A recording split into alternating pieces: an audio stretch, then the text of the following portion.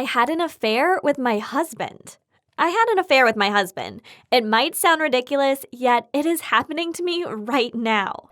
Hank brought me back to my room that night when I was drunk. Old feelings resurfaced and they compelled me to act in ways I shouldn't have.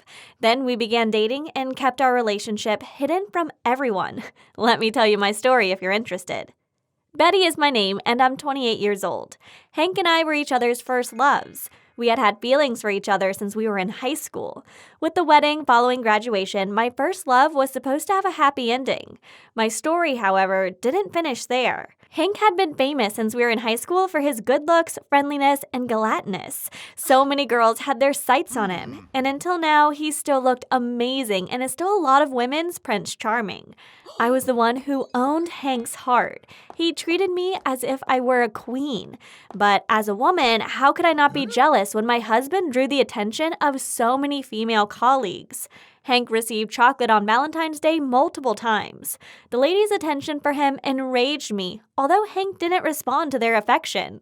However, I was concerned since we worked for two different companies. There was no way I could be with him 24 hours a day, 7 days a week to keep track of the girls who were making advances toward him.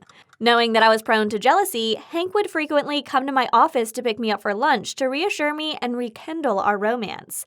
One day, Hank had to work overtime at the office. So, to surprise him, I brought his favorite food and delivered it to his office by myself. He'd be incredibly moved. But the strange thing was that I couldn't find Hank when I arrived and couldn't call him either. Perhaps he went out? I was a little irritated, which caused me to start having negative thoughts. Hank reappeared a little time later, accompanied by Sunny, his new secretary. They stepped out of a completely vacant room. Sunny was wearing Hank's vest, and her dress had a significant stretch in the thigh area. When she saw me, she was perplexed. I had feelings that weren't quite right. They've got to be up to something nefarious behind my back.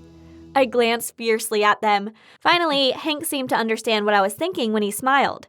Sunny slipped. Her dress was torn, so I gave her the vest to hide it. "Honey, I'll take you out to have beefsteak tonight."